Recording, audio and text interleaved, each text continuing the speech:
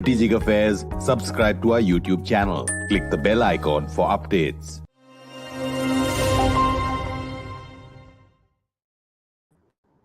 This is StratNews Global, and you're watching Talking Point, our weekly flagship show. I'm Amitabh, Revi.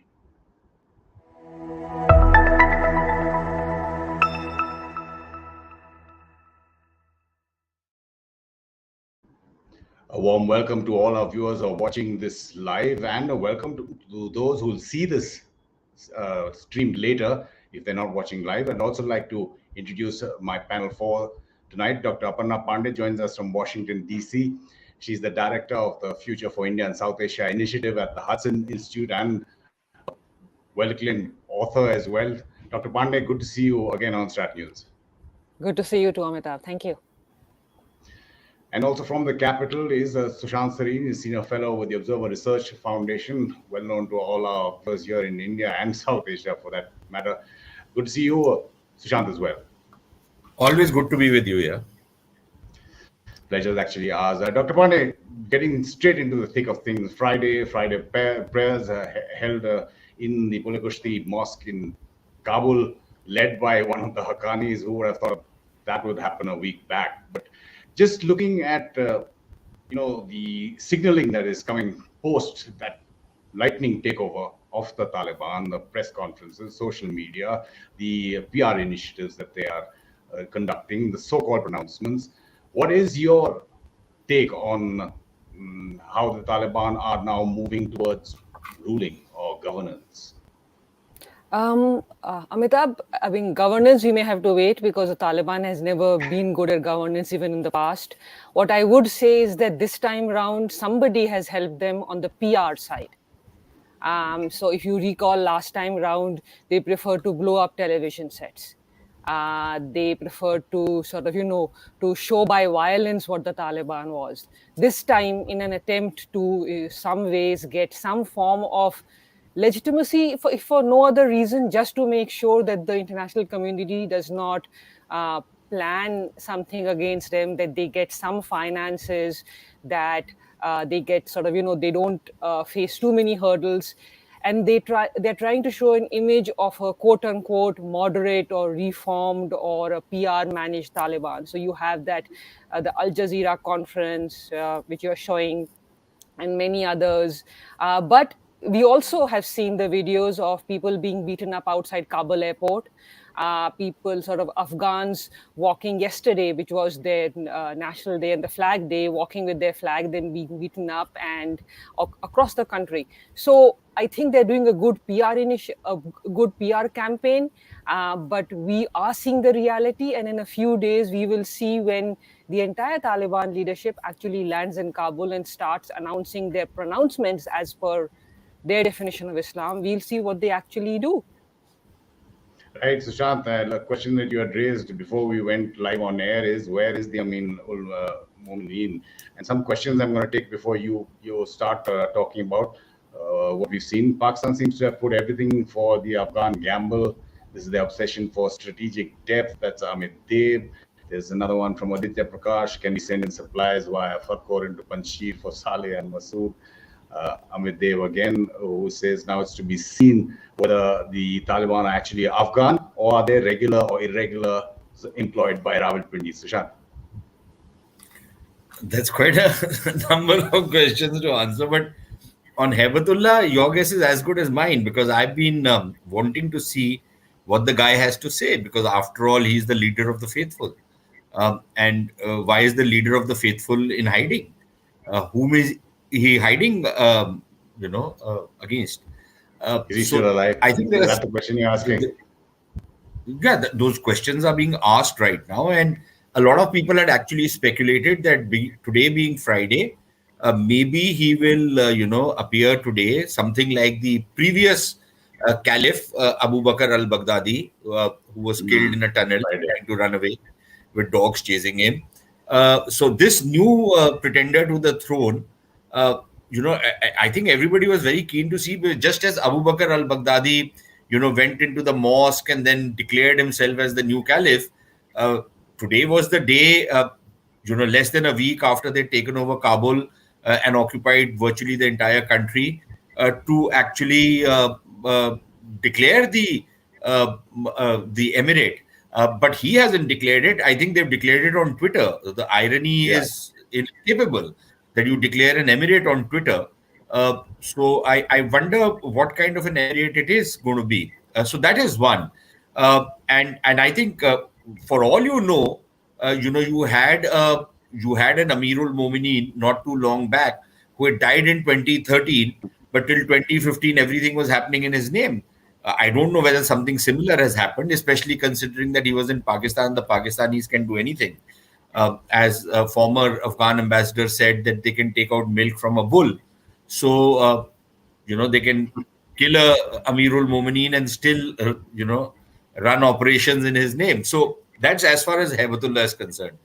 I think on the other question, the governance question, I think we'll get to know. But I suspect, and I think even in Pakistan, there's a lot of speculation that maybe the Pakistanis are now burning the midnight oil, trying to, as Aparna very correctly was asking, that who's managing this whole propaganda campaign of these guys.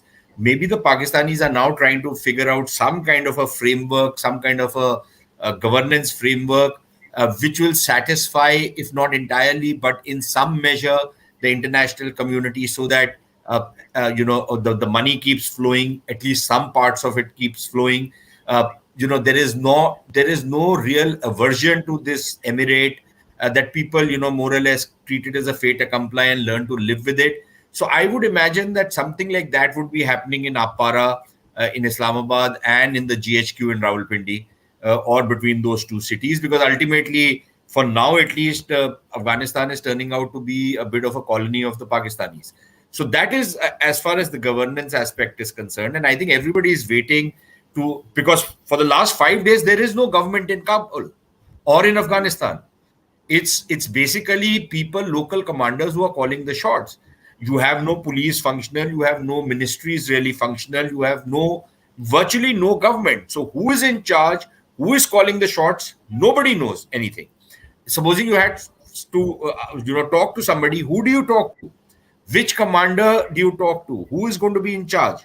So none of it is clear right now. So we'll have to wait and see how soon that becomes clear. They are saying that they'll announce it on the 31st of August. But even that is a bit questionable as to why 31st of August, because it's possible that the Americans might leave a little later than 31st of or August. stay a little longer. Biden said if evacuation isn't complete, the troops will stay. Exactly.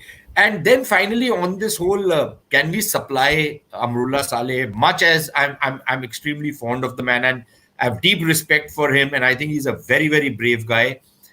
But the fact is, Amitabh, as of now, he's surrounded. How, even if supposing you want to supply him, how do you supply him? For us, it's impossible because we have no air links into that place. I don't think the Iranians are going to, give us the go-ahead right now. The Pakistanis certainly won't. They're not even going to allow normal flights. And I'm not so sure if the Central Asians at this point in time are ready to play ball on this particular issue.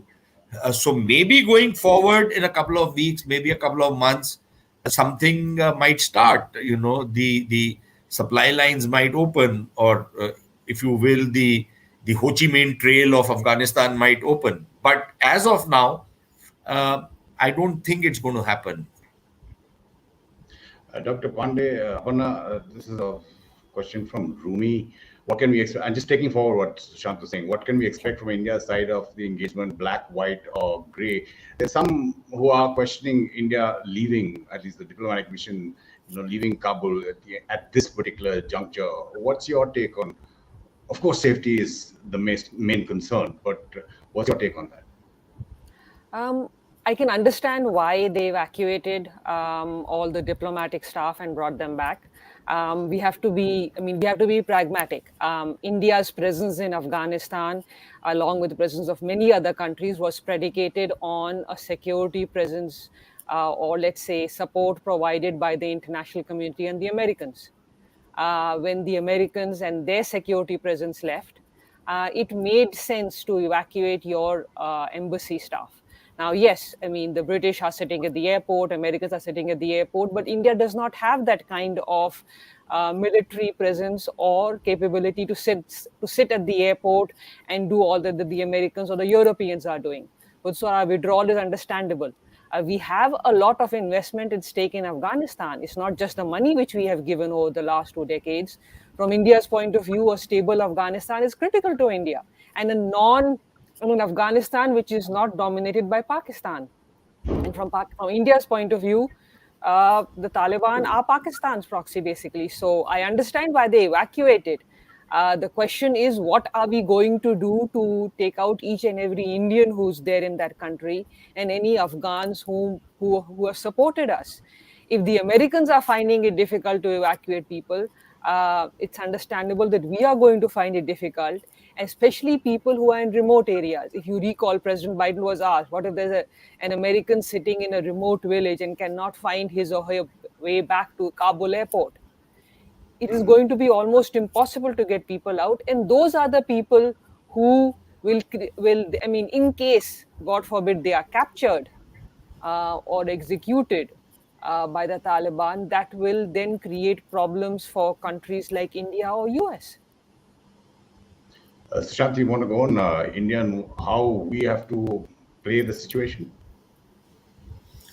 Yeah, it's a very bad situation, and I more or less agree with everything Aparna has said. As far as how we'll take these guys out, I'm sure the government must have worked out some plan, obviously in conjunction with the Americans, that our flights will go in, probably military aircraft overfly Iran. The Iranians have allowed us that much latitude, even the Central Asians.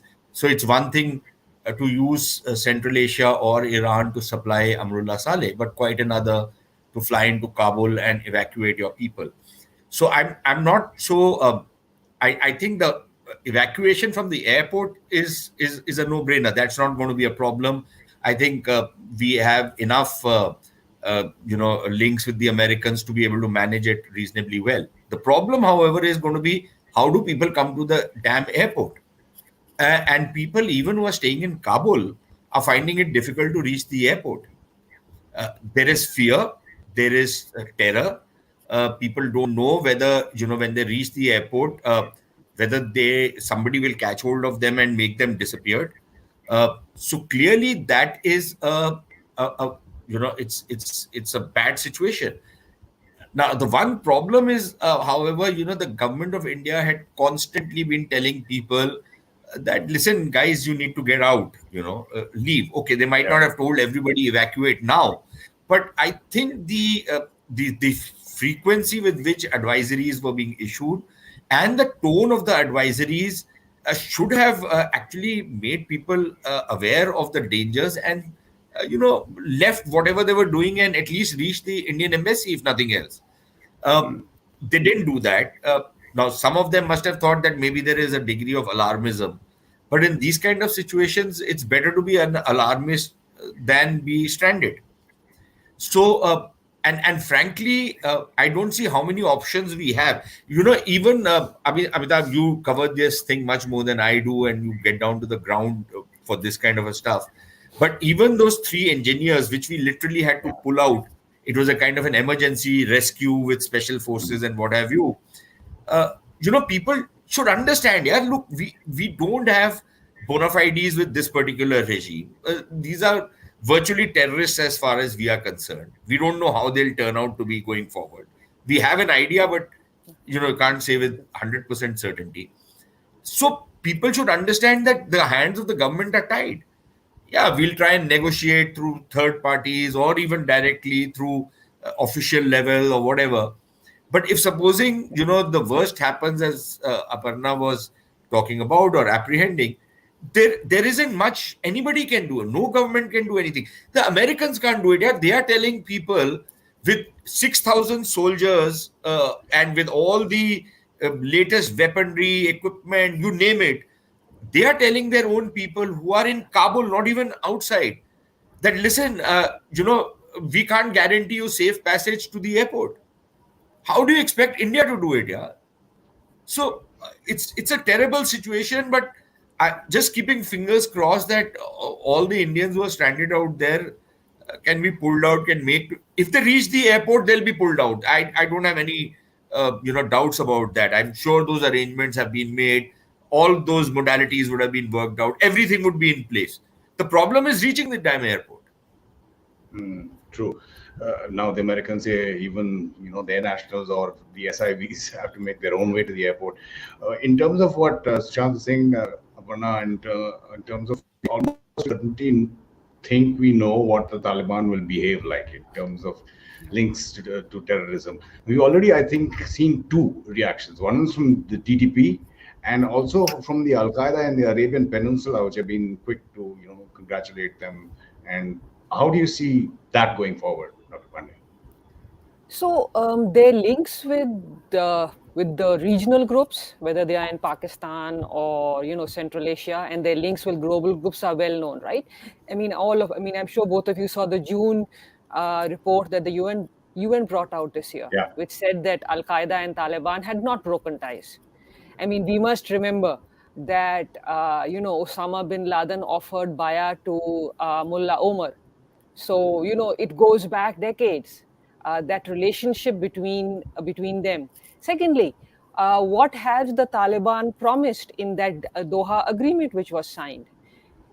All they have said is that they will make sure that that territory is not used by any other group to harm another country. That does not mean, for example, that groups cannot come and train and then go back to their country and conduct some terror act. That from Taliban's point of view will absolve them of any fallback. So they have a very literalist way of interpreting things. They also believe that their relations with these groups sort of are part of what they are supposed to do. He's the Amirul Mominin, which means all the commander of all the faithful, not the Afghan faithful, not the Pakistani faithful. It means all Muslims anywhere in the world.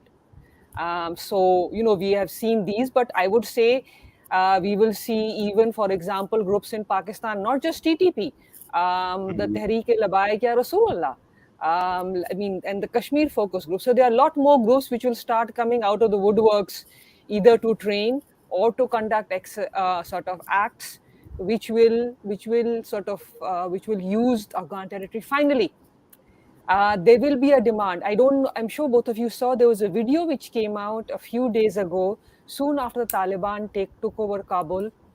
It was the Angur Adda checkpost between Pakistan and Afghanistan.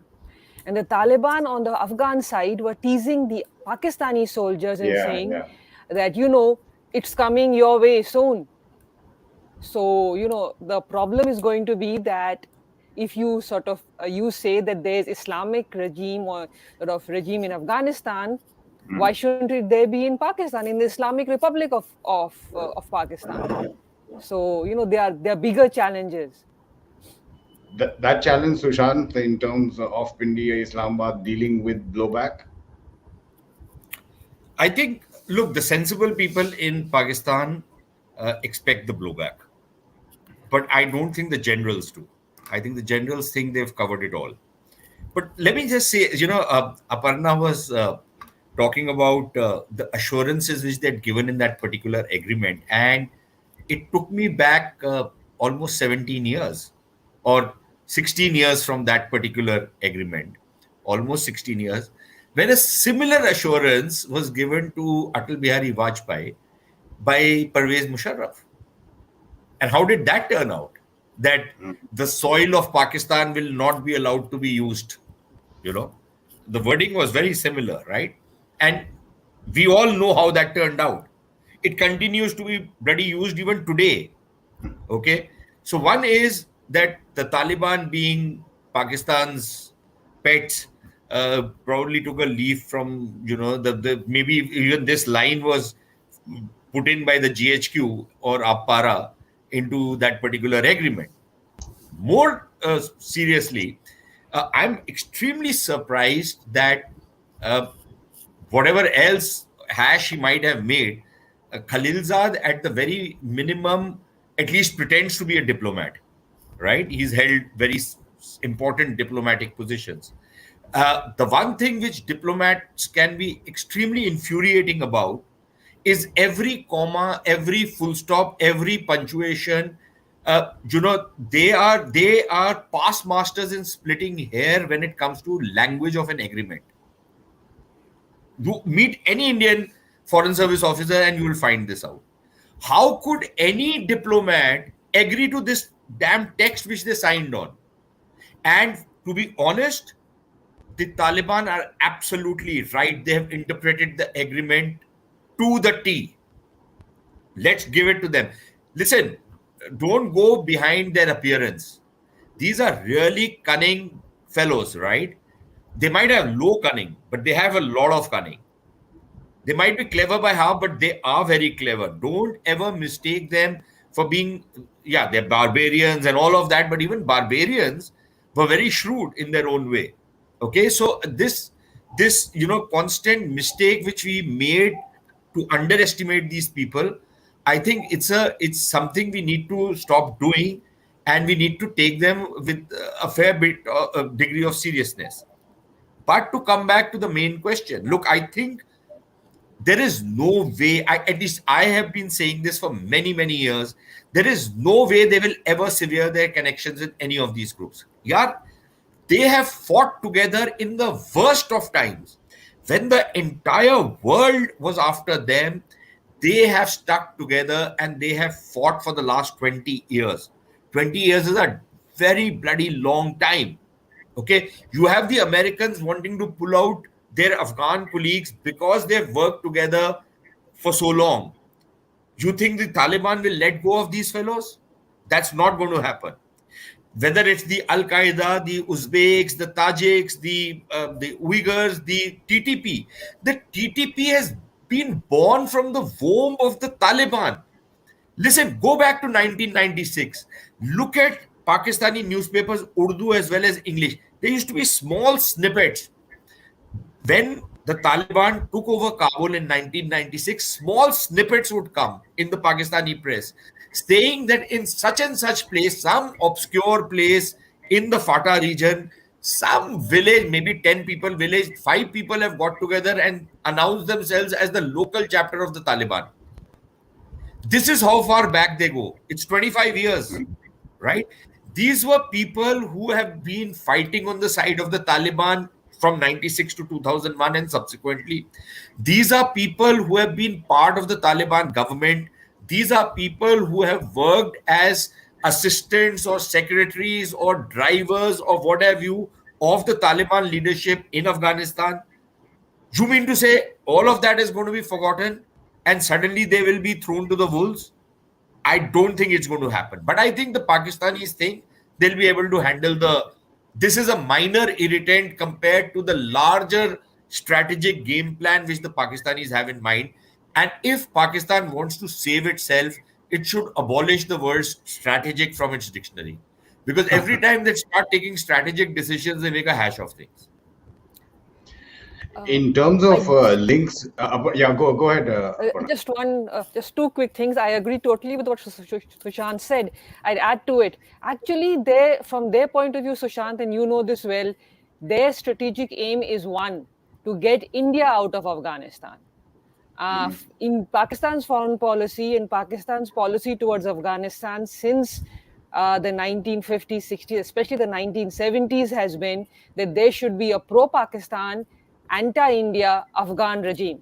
Whether that is the Mujahideen or the Taliban, it doesn't make a difference. If they get India out of Afghanistan, if they have a regime which is anti-India, they have achieved their purpose, even if it causes massive blowback to them. So, I think Aparna, there is an idiom in the or a phrase in the English language saying that you don't cut your nose to spite the other man's face. Well, if the Pakistanis want to do it, yes, most welcome, be my guest. Yeah, but that's the problem, right? So if all you care about is the strategic encirclement, strategic depth, Pashtun, Baloch irredentism, India's massive consulates, etc., it all comes back to the same thing. Sorry, I'll hand it back to Amitabh now. No. Just wanted to get, it's not really an aside, but since you were talking about links, now, what is the relationship or the the antagonism between the Taliban and the so-called Islamic State in Khorasan province. And why I'm asking that is because there are reports that the ISKP head Khorasani was killed in prison while the other prisoners were released. We had also done a documentary on Indians who had traveled mostly from Kerala, of course, and the women who was held captive in Afghanistan. These are pictures that we bring on that. No clue about what their fate will be. But just to comment on that, Aparna.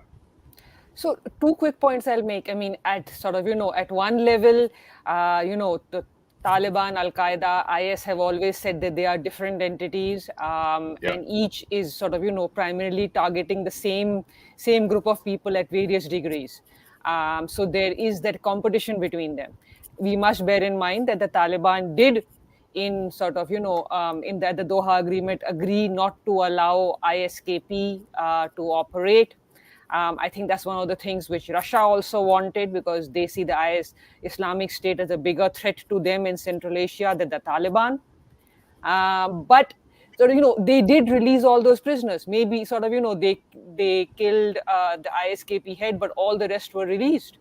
So at the end of the day, from their point of view, the more people out on the street, the more people, sort of trying to create an Islamist regime is better for them.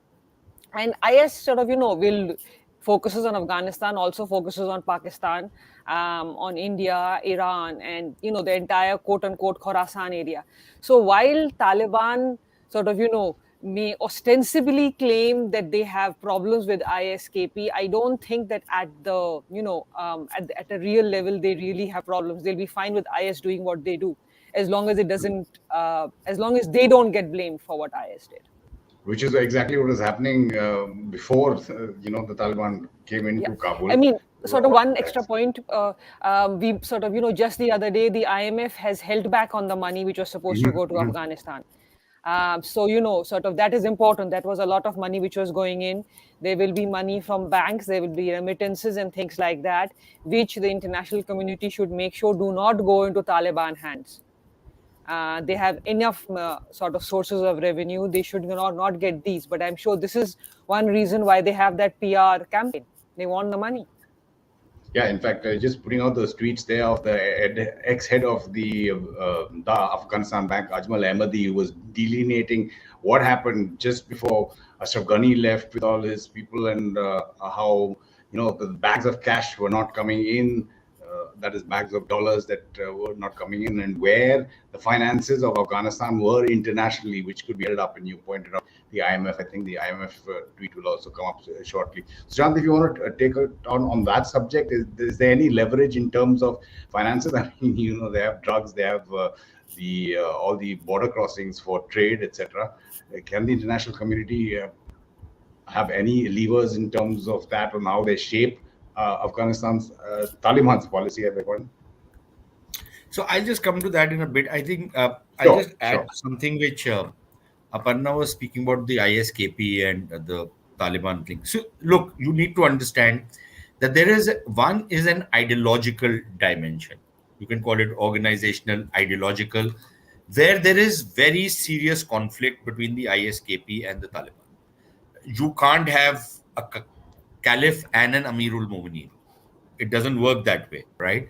It's like having two kings in one state. So one is purely on an ideological plane where they will have very serious conflict. The other is the operational thing, where you have to understand that in Afghanistan, I think 99%, if not all 100%, of the people who are part of ISKP are basically breakaway factions of people who have broken away from the Taliban. So these are not. Christine Fair said, "Peed off Taliban." .. Yeah. So basically, these guys are a kind of a breakaway people who are disgruntled, angry. A lot of this thing happened when Mullah Omar's death was announced. So a lot of these people who had tiffs with the Taliban then said, "Okay, fine, we're not part of Taliban. We are now ISKP." So you need to understand that these guys have not come from Mars or Venus or whatever. But these guys are very much either Pakistanis or Afghans. There is hardly anybody from outside this region who's part of the ISKP. The third thing which you have to understand is that as far as the international community, and frankly, I think the international community talks a whole lot of trash when they talk about terrorism and when they talk about, ISKP and, like, I don't know. I think I can understand why Britain is now a third-rate power, given the kind of generals they have. The man says that, yeah, I don't want to say anything more, but the guy says, and it was appalling. He says that the Taliban will never be friends of a radical Islamic group like the IS. What does he think the Taliban is? What's wrong with these guys? Yeah, what world are they? I think these guys have come out of the village. I don't know what no. Yeah. Country boys with the honor code. These are guys who've come from a cave. I don't think the Taliban have come from a cave. But see, the problem is that this perception that the IS is radical, Taliban are moderate, one, which is utter nonsense. Okay. The second, which is even more of a nonsense, that the Taliban is a local Afghan group. It does not have an international agenda. But how can an Amirul Mominin not have an international agenda? Amirul Mominin is of all Mominin, of all faithful, anywhere in the world. He's supposed to be the leader of 1.2 billion Muslims. Okay. And then they say the ISKP, however, or the IS, is actually an international terrorist group. So, this nonsense, I wish I could use far more colorful language to describe this stuff which is happening, but I don't think you are going to get into that. And next time you won't call me, and I enjoy being on your show. It's not just that. I think YouTube will take down the video. Well, okay, whatever the reason being, so I just desist from saying certain things. So one is that I think people need to understand, the sheer mindlessness of how the Western policymakers look at this issue, which is why they made such a hash of it.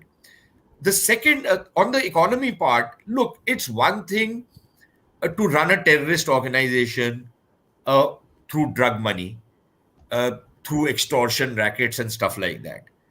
But when you have to run a state, it doesn't work the same way, right? You need to have contacts with the rest of the world. You need to have somebody to fund that state. Who will fund the state? How do you pay your salary? Let me take that to Dr. Pande. What about the reports of China and Russia funding the Taliban in the future? So, let's start off with China and Russia recognition of Taliban first, right? Right now, no country has technically recognized the Taliban, but the hope was that the last time around, if everybody, both of you remember, it was Pakistan which recognized it. You didn't have most of the UN Security Council. China, Foreign Minister Wang Yi met with Mullah Baradar a few weeks ago.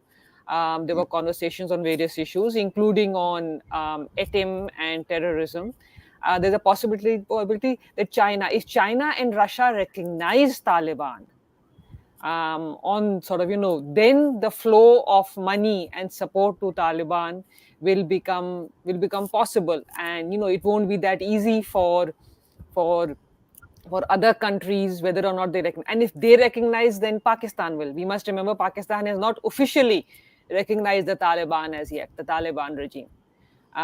So we have to wait and see. There's a possibility China does it. One, because from China's point of view, the only thing China cares about is that they should act against ATM, and they should allow China access to the resources, mineral and others in Afghanistan, and the onward access through BRI into Iran and onward into the Persian Gulf. From Russia's point of view, if they act against ISKP, Taliban are okay. Ambassador Kabulov used to say that. That's why he supported the talks. But we have to wait and see. There's been no official recognition statement as yet. Sure. Amitabh, I just want to take. There's a super chat that I just want to take before you start answering that question from Saswan Krushan, thanks for that $200 super chat, Saswan. Are the Islamo leftists teaming up for an onslaught on the Dharmic? Although our EM made a lot of sense yesterday, but why don't we say Islamic terror at the UNSC? Anyway, this one and what you were saying, Sushant. Yeah, so on the economy first. See, here is the problem. The Chinese might fund certain projects. Okay. Are they going to fund the state? The state as it is. See, it was one thing when the Taliban took over power in 1996. The whole country had been bombed into the Stone Age, right? There was virtually nothing left in Afghanistan. Running that state wasn't such a big deal, right? You could run it virtually on empty. Uh, that point of time, the Saudis and the UAE would also give some money, but the Pakistanis would also lend them money, about 500 million or $1 billion. Today, do you think Pakistan doesn't have money to, buy sugar and wheat for its people? Do you think they'll be able to fund the Taliban state? So what Afghanistan as it is needs, even if you take out the military aspect, the funding for the ANA, which no longer exists, they need at least $5 to $6 billion to run the state, pay salaries and all of that, right? Civic services, all that other shebang. They need $5 to $6 billion. They can only earn about 1 to 2 from trade, foreign trade.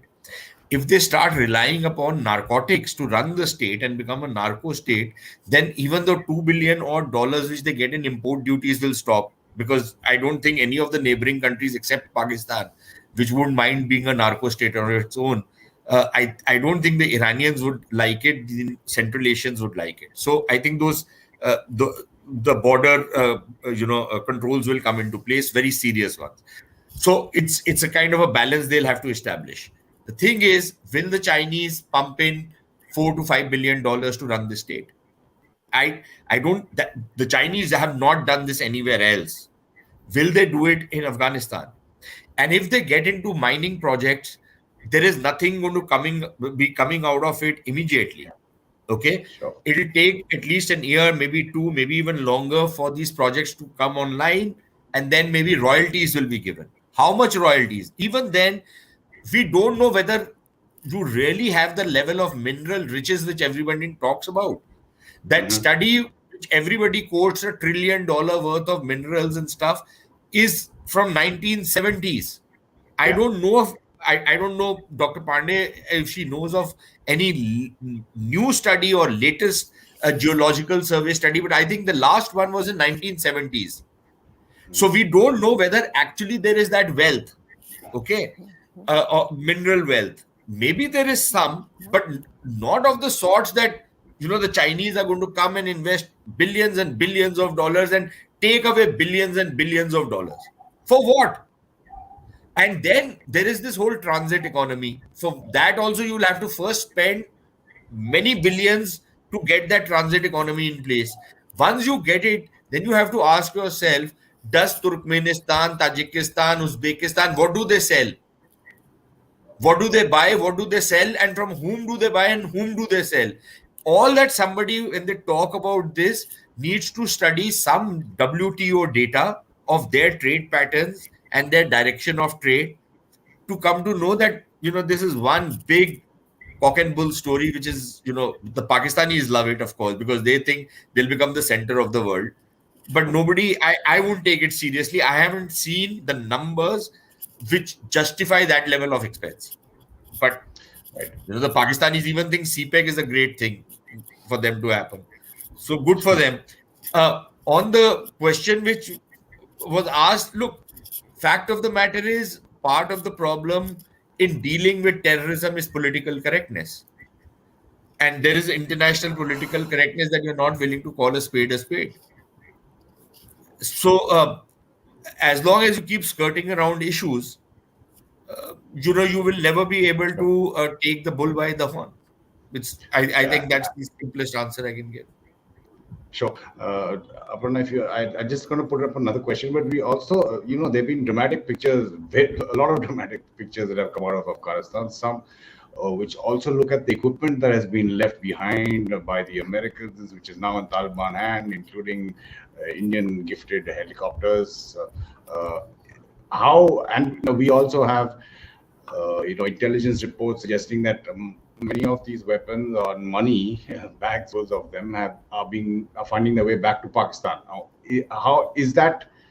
My question is that very impactful, or is it just because of their dramatic pictures that they're getting attention? Because I mean, in the earlier Taliban 1.0, the Stinger missiles were everywhere. Yeah.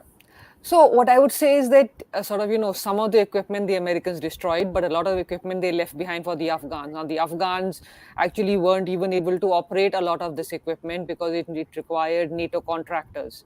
I don't believe that the Taliban will be able to operate them, so they will require support from Pakistan.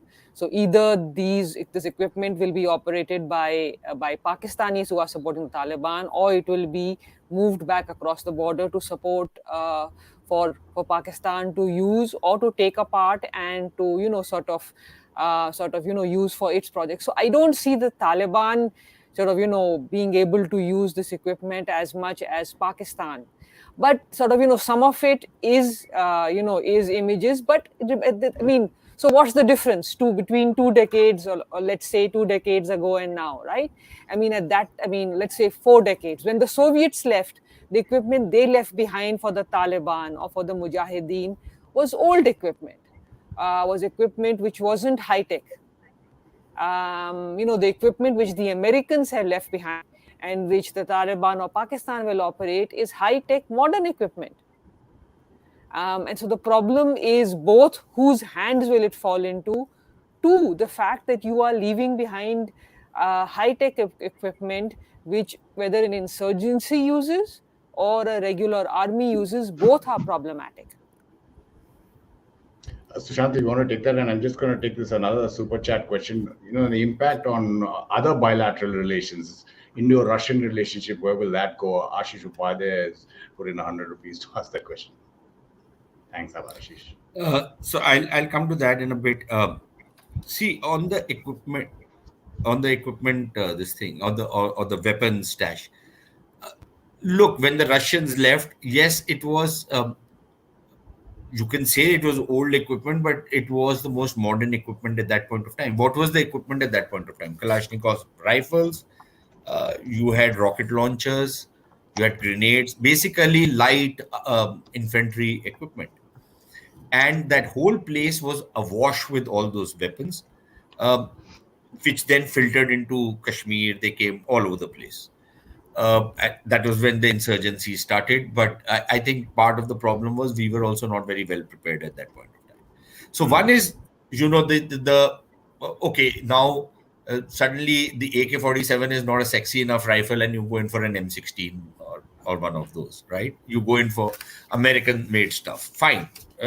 But it doesn't really change the power balance in that sense. The more serious things are what Aparna was talking about. Suddenly these guys get choppers. But look, you don't use choppers for terrorism. Okay? You can use them against Pakistan, but you can't fly that chopper into India, right? That's not the way it'll work. It'll probably give some more strength to these fellows, the Taliban and their operations and all of that. But at the end of the day, you'll need to maintain those choppers. Technology, I don't think it really makes much of a difference. Please remember, the Pakistanis have Black Hawks. They have, the Mi-24s and all these choppers and many of the other equipment. They already have it, right? So if wanted the drone technology, the Chinese will not need. Yeah, but, I don't think it's the state of the art drones. I think these are like probably the first or second generation. Basically, drones. Slightly more sophisticated from those quadcopters that we use, a lot more sophisticated than them, but far less than what should really start bothering people. Even so, I think it's a factor that you need to look at very carefully to see what are the additional capabilities some of the terror groups might have going forward. But I don't think Black Hawks, the Pakistanis would have already shared details with the Chinese and others. They already are flying F-16s and stuff. So a lot of that technology you can get from a second source, third source, whatever. It's already there. So I don't think that is going to alter the strategic balance. What is the 100 rupee question? Yeah. That was about India, Russia. Does that have any impact on our relations with No. Russia if Russia gets closer to the Taliban? No, look, this is certainly a factor of major divergence between India and Russia, but then there are many other areas on which India and Russia are not seeing eye to eye, right? And at the same time, there are many areas in which we see eye to eye. So we will continue to have that level of relationship. Russia is not our first go-to partner anymore, and for very obvious reasons on both sides. And yet, I think we are not ready to give up on the Russian relationship. So yes, this will be an irritant, but it will also be an issue on which India and Russia will have a dialogue with each other and talk to each other. We might not like what they do. They might not like many of the things we are doing with many of our other partners. We'll agree to disagree on that. But I don't think this is going to break or bring a big cleavage in the relationship which can't be bridged. Right. So Sushant, Sareen, and Dr. Aparna Pande have gone way over the time I asked you both. That's because there are continuous stream of questions and comments and a whole lot of live viewers that we're seeing, probably one of our maximum ever. So thanks both to Sushant, Sareen. Thanks for coming on StratNews. And always a pleasure. Thank you so much, Amitabh. Always a pleasure. Thanks again to both of you and all our viewers who are continuing to write in with questions. I'm sorry I couldn't take all of them, but do keep your feedback coming in. And if you haven't watched this live and you're watching it subsequently, thank you for that as well. Just a reminder that in our continuing coverage of Afghanistan, a special is coming up with Lynn O'Donnell, who was the former AP and AFP bureau chief in Afghanistan, a journalist and author. She's in conversation with Nitin Gokhale at 8 p.m. IST. That's in about 13 minutes, actually. That's for our live viewers. And do keep tracking StratNews Global and sending in your feedback. This is Talking Point on StratNews Global. I'm Amitabh.